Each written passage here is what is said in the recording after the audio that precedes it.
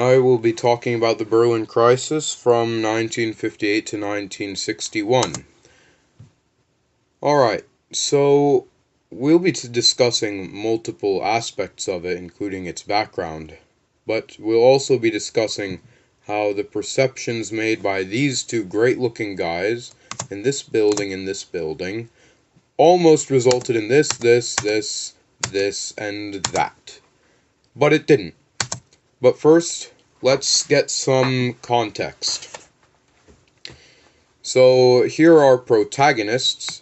We have President Franklin D. Roosevelt of the United States, who attended the Yalta Conference in 1945. President Harry Truman, who was president in 1945 after Franklin D. Roosevelt and attended the Potsdam Conference, along with Soviet Premier Joseph Stalin. After Harry Truman, we have Dwight D. Eisenhower and John F. Kennedy, who were the U.S. presidents during the time of Nikita Khrushchev, and Lucius Clay, who orchestrated the Berlin airlift and is very important in our Berlin crisis between 58 to 61. And here's Walter Ulbricht, who is the head of East Berlin. The Yalta and Potsdam conferences set the stage for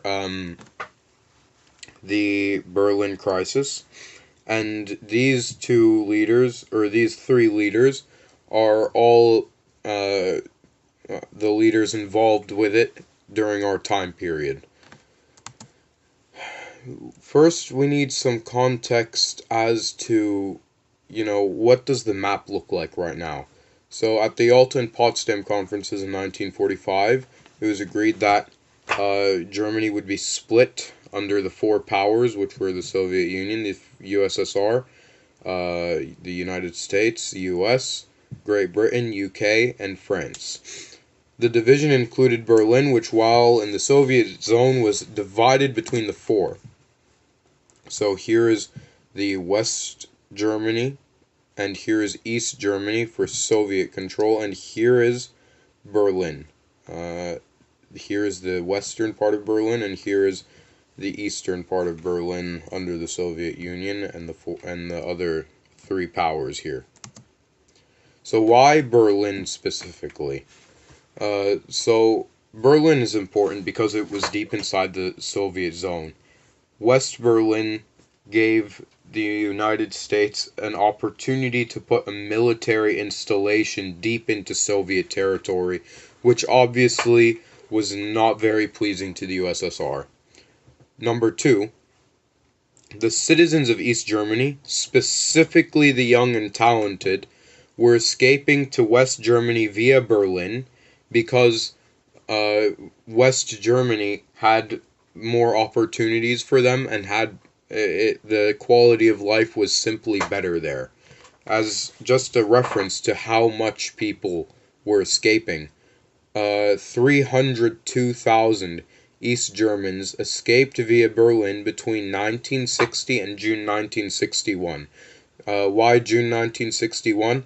That is just before the border was closed with the wall. In April 1960, the remaining independent farmers were forced by the East German government into collective farms, according to Hodder. This led to significant shortages in bread, butter, and meat, which instigated more escapees. According to Stefan Heim, who is an East German writer, the people of the East looked toward the West with what I might say longing. They would have liked to have the same comforts, the same goods, the same chances, and they saw in what was called socialism at the time a system that demanded of them sacrifices with nothing but promises for the future. Here's a train that's taking Easterners to the West. It's transporting people between East and West Berlin. it was super easy for the Easterners to escape to the West. It was a matter of a 2-minute train ride at the time. So, one more thing to add, Berlin was the only way for Eastern Germans to escape to Western Germany, because the rest of the border between East and West Germany had been closed. Berlin was the only section that was open. So why did Berlin become such a focus point of tension? Berlin had already been a flashpoint for conflict by 1958. In June 1957, West Germany became a self-governing state. In the same month, the Western Allies had introduced the Deutschmark instead of the Reichsmark without consulting the USSR. So they changed the currency.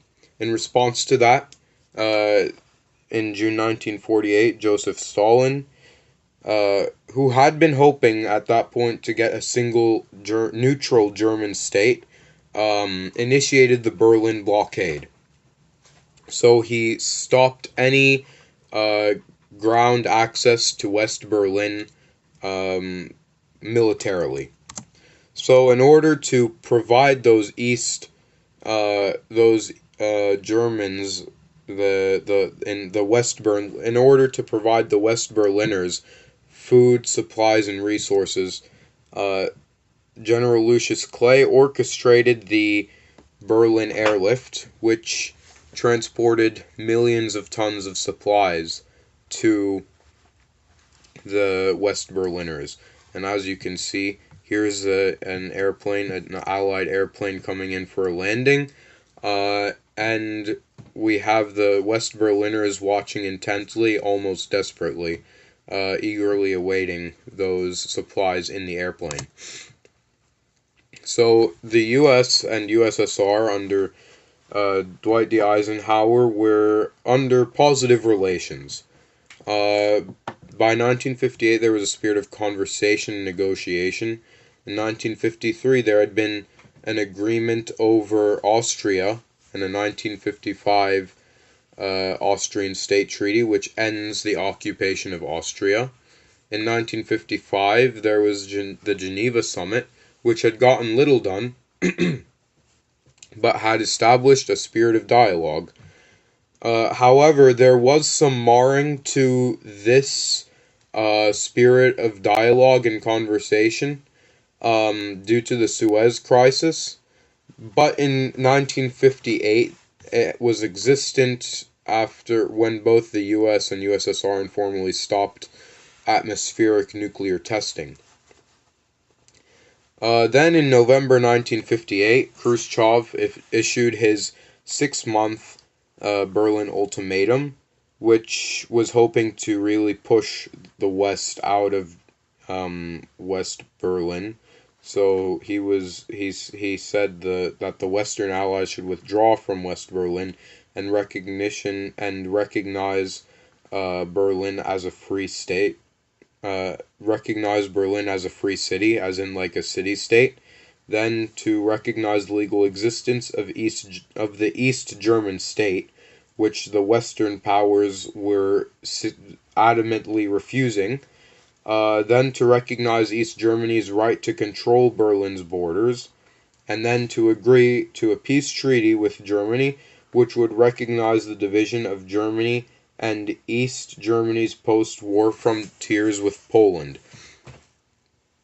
The Western Allies stood firm against Khrushchev. He said if the Western Allies didn't agree to it, he would sign a treaty personally, or sort of like militarily take over West Berlin.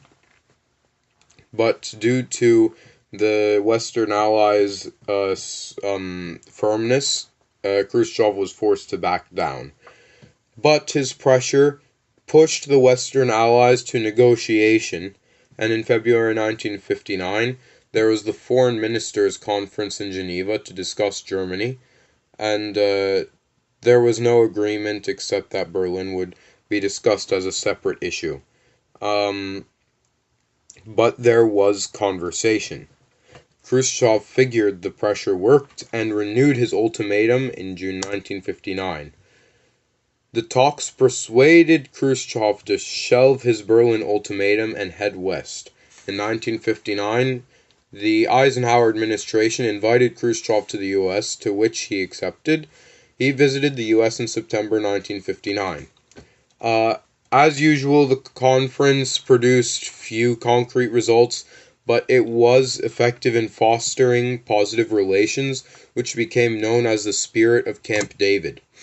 And here is a cartoon by Hairblock showing Khrushchev and Eisenhower in the United States together, and there is the obelisk in front of the Lincoln Memorial. They're crossing their fingers, which probably is showing that that nothing is going to get done. They're going to make no agreement, but these meetings were important for fostering a spirit of conversation, negotiation, and friendship. Here is a picture of Khrushchev landing in the United States. He happened to do so in one of the largest airplanes at the time, the largest passenger civil airplane at the time, actually. It was also the fastest propeller-driven airplane at the time, which highlights the US and USSR technology race, especially since Khrushchev had ordered its conversion from being a bomber design. So it was not originally a civil airliner. It was a bomber that Khrushchev had specifically ordered to be converted for his use as the largest passenger airplane. Here is Khrushchev and Eisenhower at Camp David in Maryland, which is the presidential retreat, the United States President's retreat. But the positive spirit unfortunately lasted only 6 months. On May 1, 1960, the Soviets announced the downing of an American U-2 spy plane over the USSR. The Eisenhower administration claimed that it was a weather plane that had gone off course. The USSR proved that it was a spy plane, and the pilot, whose name was Gary Powers, had also confessed to the nature of his mission. So, to save face, and probably very enraged, Khrushchev canceled an upcoming Paris summit, which was scheduled for the same month. Any hope for cooperation would have to await a new U.S. president. That's according to Dr. David Reynolds.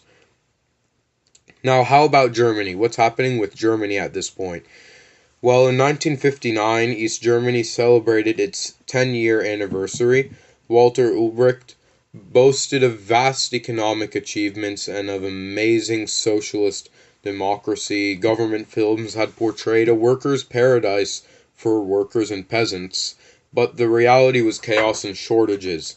East Germany had poured vast funds into the economy, and the industry was unable to support itself, and consumer goods production did not receive enough government funds, which continued to fuel that East German exodus to West Germany. Ulbricht begged Khrushchev to seal East Berlin from the West. He begged him to recognize East Germany's sovereignty so that East Germany would have its own authority over Berlin's borders.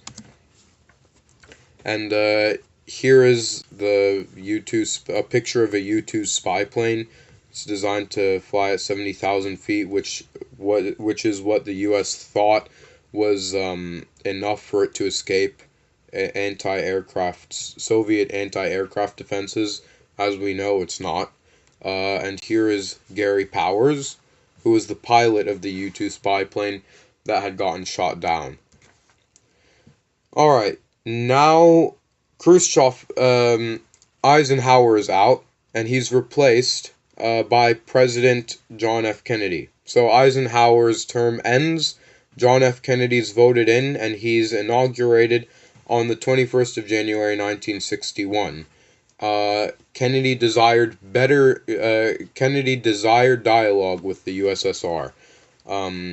He had said, "Better we meet at the summit than at the brink," and the brink being the brink of war. So we have the Vienna summit. In 1961, Kennedy personally drafted a letter to Khrushchev calling for a summit. So he had personally drafted it. He had not let any advisors do it. He did it himself. And Khrushchev accepted. And the dates were set for the 3rd and 4th days of June in 1961 in Vienna, Austria, which was picked for being suitably neutral.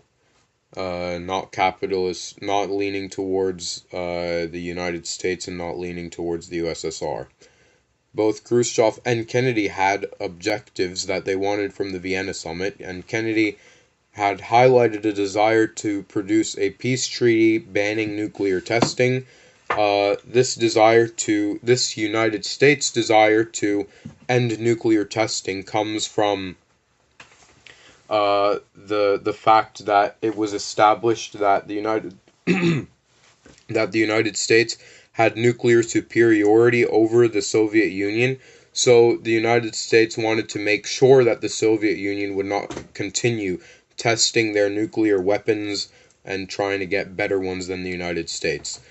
Khrushchev, however, had hoped to bully Kennedy into a peace treaty with Germany and a deal for Berlin. And we have our great-looking guys again. Khrushchev was in a perfect position for negotiation. He was experienced, and Kennedy's failed Bay of Pigs invasion of Cuba gave Khrushchev another upper hand. So before the summit, Kennedy had ordered the CIA to try to not let Fidel Castro get much of a stronghold in his power in Cuba. He had tried to invade it without a direct military invasion. He did it through guerrilla fighters who were supported by the CIA. Kennedy was determined, and he would not permit the Western Allies to be removed from Germany, either to be removed from West Berlin, either gradually or forcefully. So both of these guys have huge egos. Both were confident, but however, Kennedy had especially wanted to prove to Khrushchev that he was not young and inexperienced and was not a soccer ball to be kicked around, as Khrushchev was about 20 years older than Kennedy. So Kennedy was actually the age of Khrushchev's son, who had died during World War II. So the summit was harsh. Kennedy received blow after blow from Khrushchev in what quickly became an ideological argument. They were not discussing Berlin or Germany too much. They were not discussing nuclear issues that much either. They had gotten off track and gotten into an ideological argument, which again was getting both of them nowhere. When Kennedy changed the subject from ideological to nuclear, he accidentally angered Khrushchev by using the word miscalculate when referring to the US and USSR's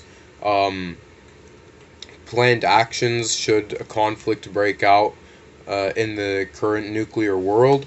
Khrushchev sarcastically asked if the USSR was supposed to sit like a schoolboy with his hands on his desk as the US threatened it, with nuclear weapons and its actions in trying to prevent communism from spreading. Around this point, it was actually directly after this, according to the memos from that were typed at the conference. The two did agree on one thing, which was the purpose of the meeting. So I have highlighted it right here. The president emphasized that the purpose of this meeting was to introduce greater precision in these judgments so that our two countries could survive this period of competition.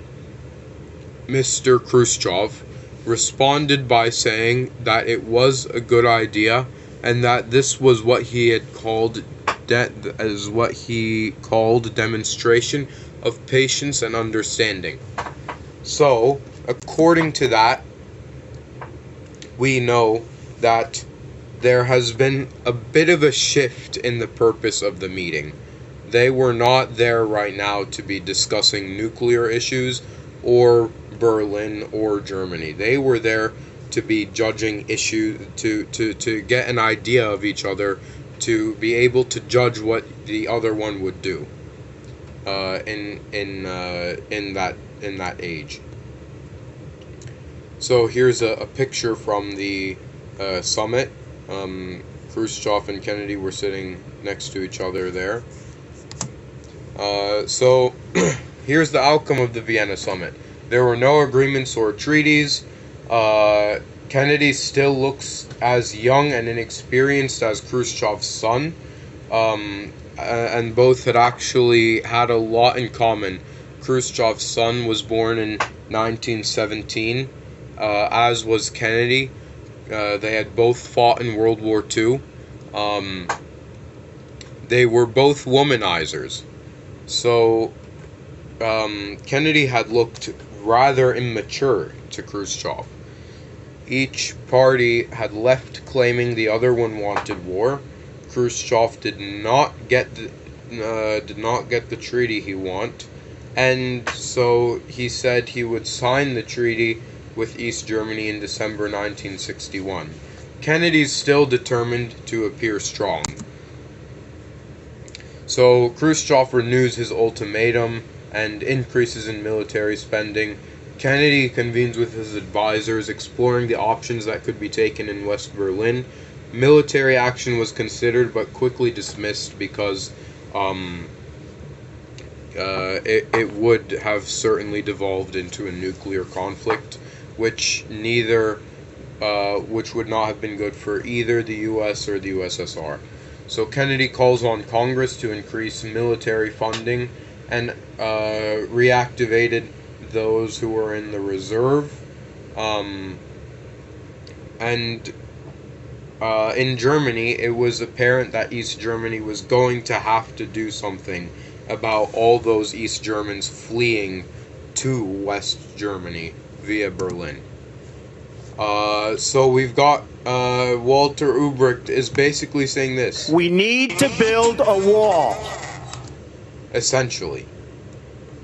Ulbricht had been begging Khrushchev to make a peace treaty recognizing the sovereignty of East Germany over its borders since 1958. And by now, we're in 1961. He had been begging for about 3 years in a row, and he had not been getting it.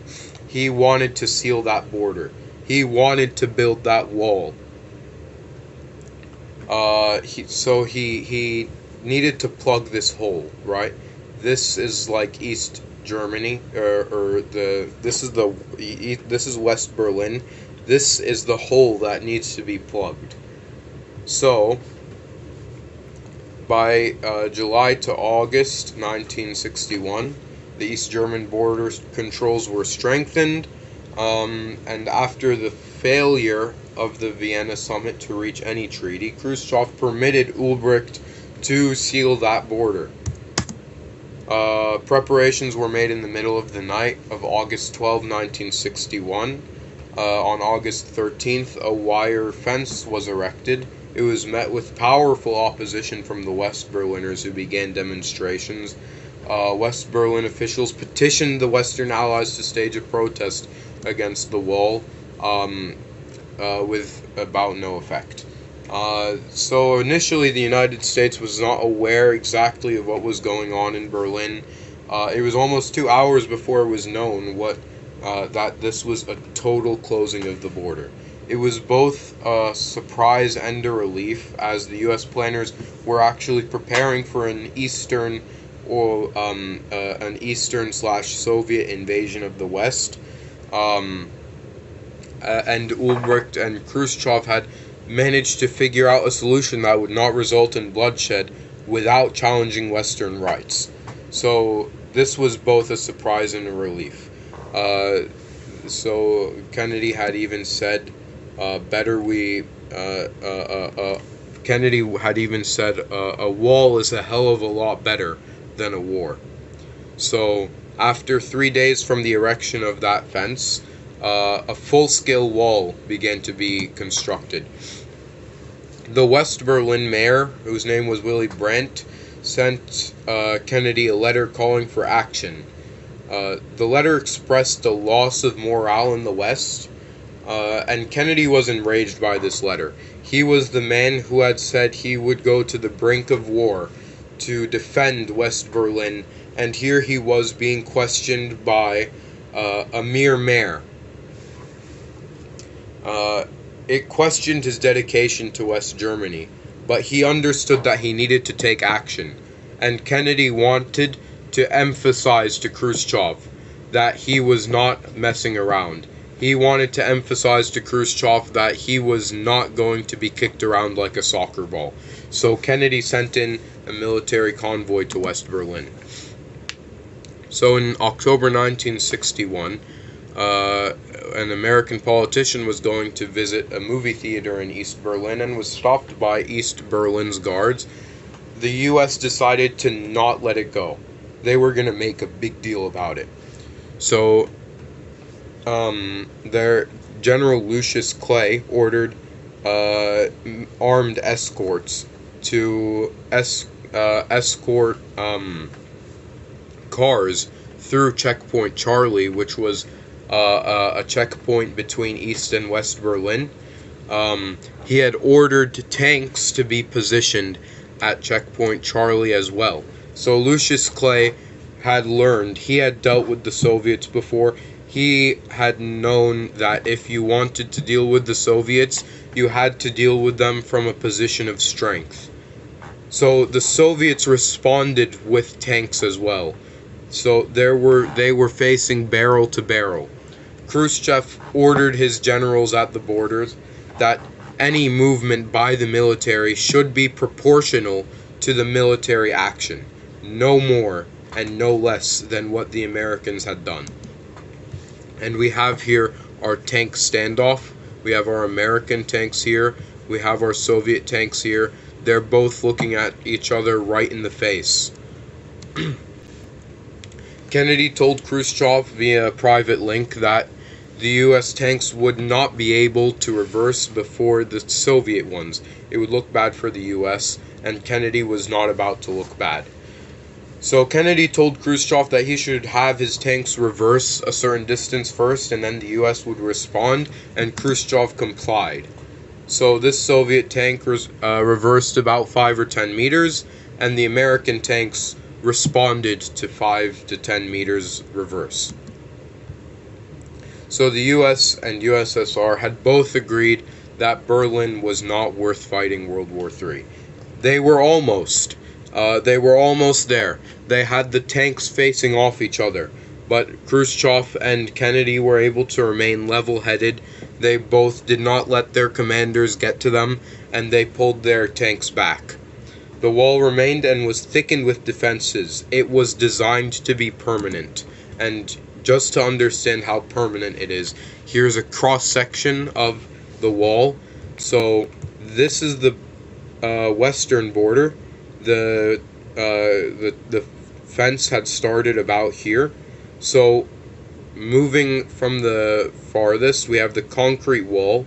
This is an electric fence, and then there were tank traps here, vehicle patrols, watchtowers. A sandbank was there to make sure that any footsteps could be traced. It was raked regularly to make sure that any footsteps would be visible. Here's the tank trap there, and here's another wall that actually has a rounded top, so it's difficult to get a grip on. So just to understand how permanent this wall was, it had basically impressed its permanence on the people of East Berlin. And here's a German author, Peter Schneider, of 1982. He wrote, "It will take us longer to tear down the wall in our heads than any wrecking company will need for the wall we can see." And then he says later that those walls will be standing when no one is left to move beyond them. So this reflects the feeling of the East Berliners. They know that this wall is permanent. This wall feels permanent. It's almost impenetrable. There were even plans in the future, according to the East German government, to even automize its defenses so that, humans wouldn't even be needed to guard the wall anymore. And here are my sources. Thank you very much.